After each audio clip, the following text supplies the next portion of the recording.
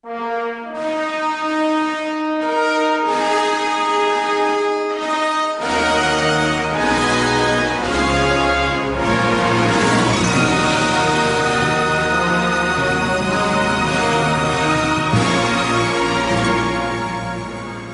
a graça e a paz de nosso Senhor Jesus Cristo esteja presente em sua vida, em sua família, em seu trabalho, onde quer que você esteja sendo alcançado por esta proclamação do reino de Deus.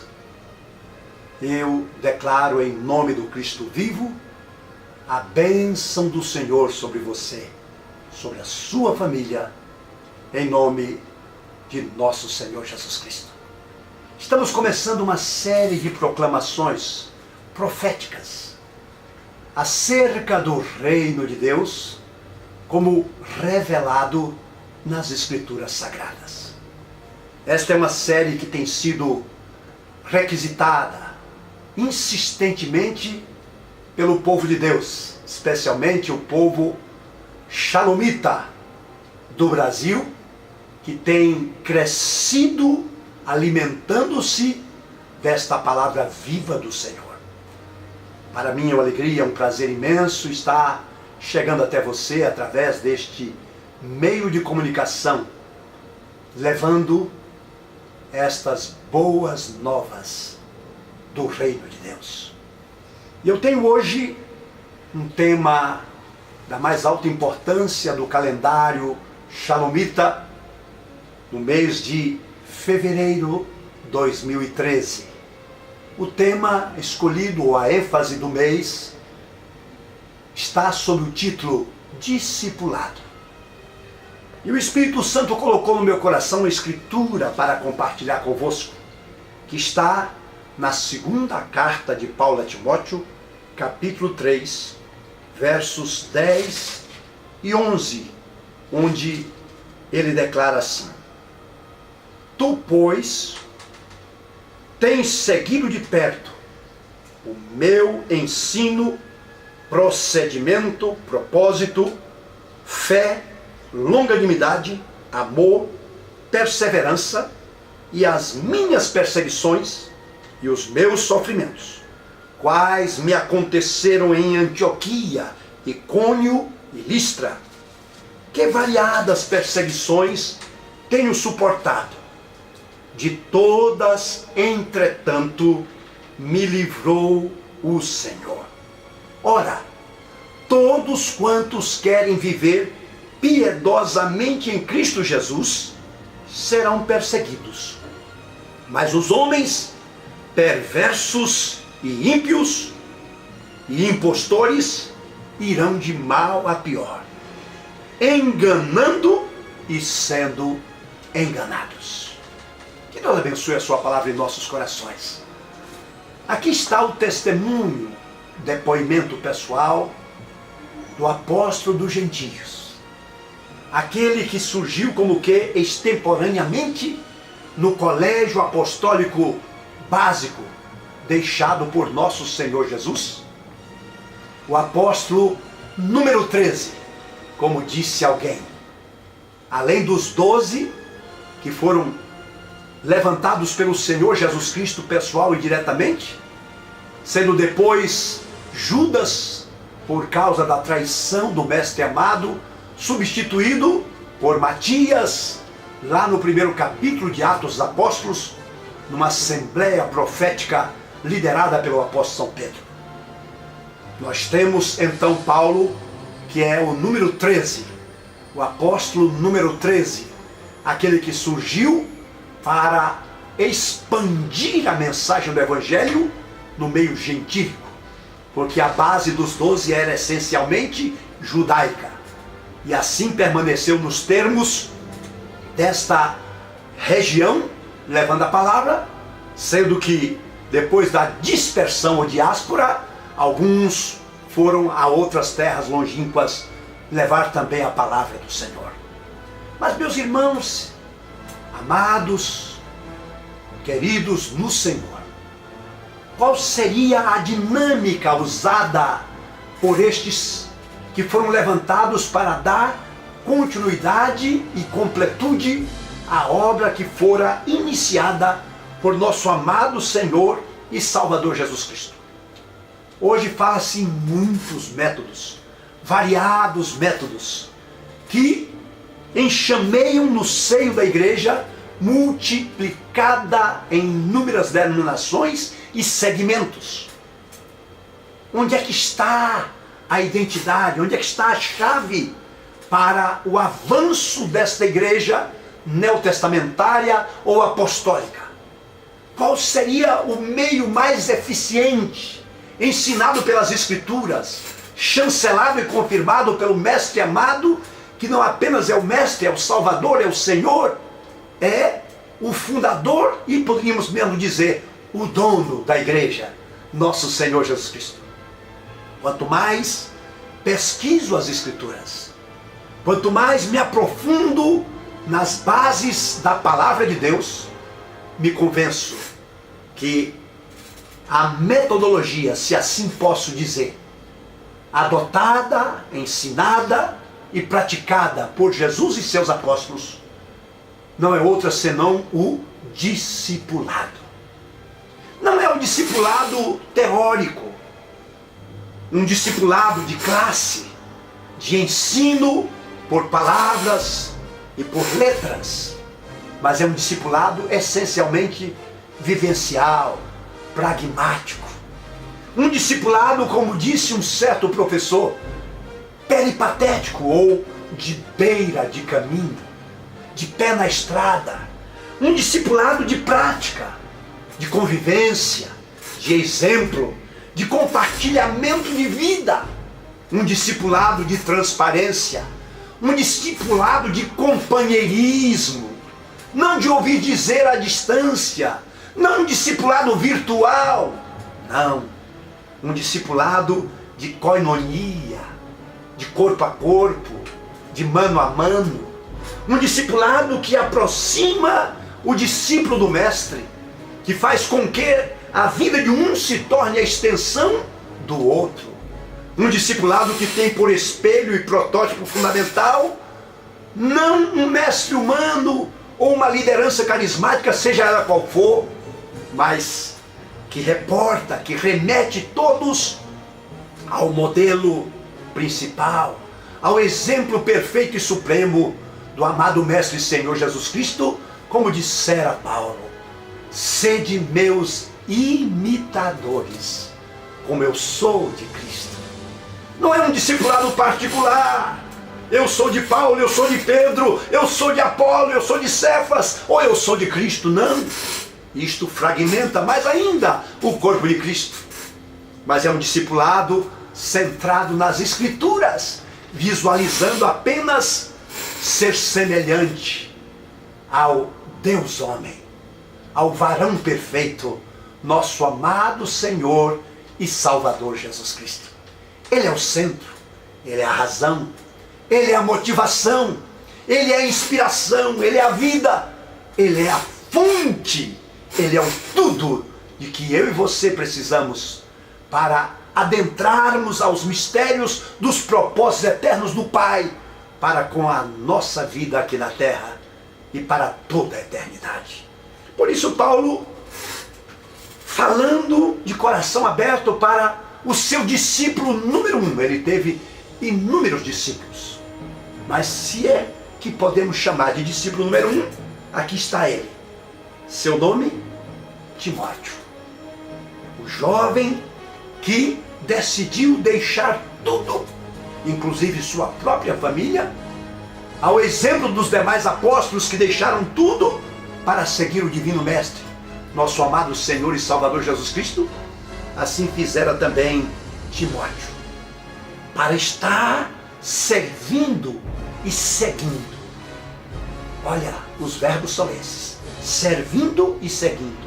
Não seguindo e servindo, mas servindo e seguindo. O apóstolo das gentes, Timóteo, se dedicou a esta tarefa. E enquanto serve e segue, ele também aprende.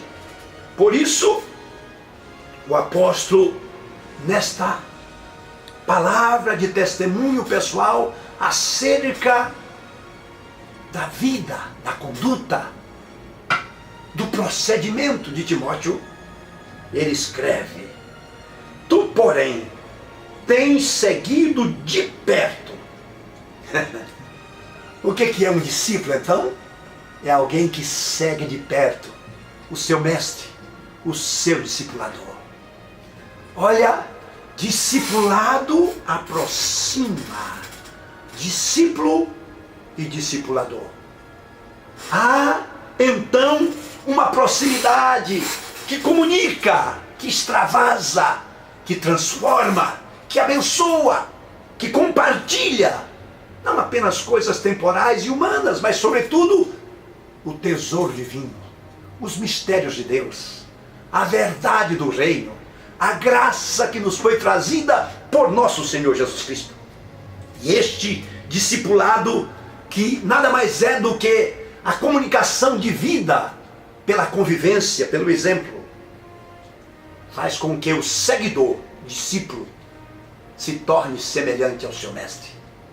Por isso o próprio Jesus já dissera: não é o servo mais do que o seu senhor, nem o discípulo mais do que o seu mestre. Basta o servo ser como o seu senhor e o discípulo ser como o seu mestre. A maior ambição do coração de um discípulo seguidor é ser como o seu mestre. Assim está na palavra da vida, assim está no evangelho que Cristo nos legou. Por isso Paulo diz agora: olha, tu tens seguido de perto, primeiro, o meu ensino. Sim, o ensino é fundamental. É como se o discípulo fosse um aluno aplicado, dedicado, que está tomando nota de tudo o que o mestre lhe transmite. Não apenas porque ele quer teoricamente aprender estas verdades, mas porque ele tem fome e sede da palavra, que não é letra que mata, mas que é espírito que vivifica, como está nas Escrituras. Olha, tu tens seguido de perto o meu ensino. Tu tens seguido de perto o meu procedimento, porque o ensino é para ser traduzido no procedimento, na conduta, no estilo de vida. Ah, aqui está o grande segredo. Não é um ensino teórico, morto, não para ser engavetado. Não, senhores, é um ensino para ser traduzido na vida cotidiana. Terceira coisa, tu tens seguido de perto o meu propósito. Vida com propósito no reino. Que coisa maravilhosa. Quantas pessoas perderam o foco, perderam o propósito da vida. Mas quem é um verdadeiro discípulo de Jesus Cristo, está comprometido com as demandas do reino de Deus, tem propósitos, tem metas, tem alvos a serem alcançados. Tu tens seguido de perto não apenas o meu propósito, mas também minha longanimidade. Olha, isto aqui significa o seguinte, que esta é uma obra paciente. O discipulado genuíno, ele demanda a paciência de um artesão. Um artesão. Não pode ser uma pessoa assodada. Não existe fabricação de discípulo tipo mostra rápida, ligeira. Não. É um processo lento, vagaroso, detalhista, mas glorioso, para formatar a imagem do Filho de Deus, Jesus Cristo, na vida, no caráter daquele que é o seu seguidor. Tu tens seguido de perto o meu amor, não amor de palavras, não amor poético, não amor cantado e falado, mas um amor que se traduz em atos de bondade, atos de misericórdia, de aceitação, de perdão e de graça. Tens seguido de perto não apenas o meu amor, mas também a minha perseverança. Ah, aquele que não persevera se desqualifica para o discipulado. Aquele que não persevera, ele não tem a marca do herdeiro da vida. Jesus disse que aquele que perseverar até o fim será salvo. Mas diz mais, tu tens seguido de perto as minhas perseguições e os meus sofrimentos. E ele cita os lugares onde ele sofreu apedrejamentos e chegou até mesmo a morrer, como em Antioquia, Icônio e Listra. Ele passou, o apóstolo Paulo, pelo processo de ressurreição, ou ressuscitação, se queremos falar melhor, teologicamente falando. Então, aqui está. Chega um momento que ele diz assim, olha, não apenas meus sofrimentos e perseguições, mas foram variadas perseguições que eu tenho suportado. Mas o discípulo não apenas vê as perseguições e continua sendo um seguidor. Porque o discípulo que abandona o seu mestre, o seu discipulador, na hora da luta, da perseguição, na hora do preço a ser pago, na hora do batismo de fogo, ele tem medo de se queimar e recua e abandona o mestre, deixa de ser um seguidor. Deixa eu te dizer uma coisa, está desqualificado. Ele não é um caráter fiel, ele quer apenas as benesses dos momentos de glória, ele não quer pagar preço de nada.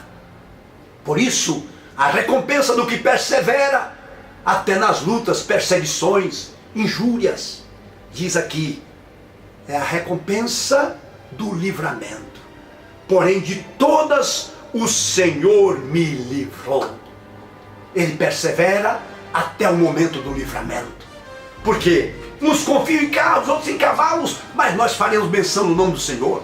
Uns encurvam-se e caem, mas nós nos levantamos e estamos de pé, porque o Senhor que nos levantou, é Ele quem nos sustenta, e sustentará firmes e fiéis até o dia eterno da sua vinda. Por isso, diz aqui o texto, que todos aqueles que querem viver piedosamente em Cristo, sofrerão perseguição. Está em João 15, Jesus falando para os primeiros apóstolos, olha, assim como eles me perseguiram, também vão perseguir a vocês. Se eles guardarem a minha palavra, vão guardar também a vossa.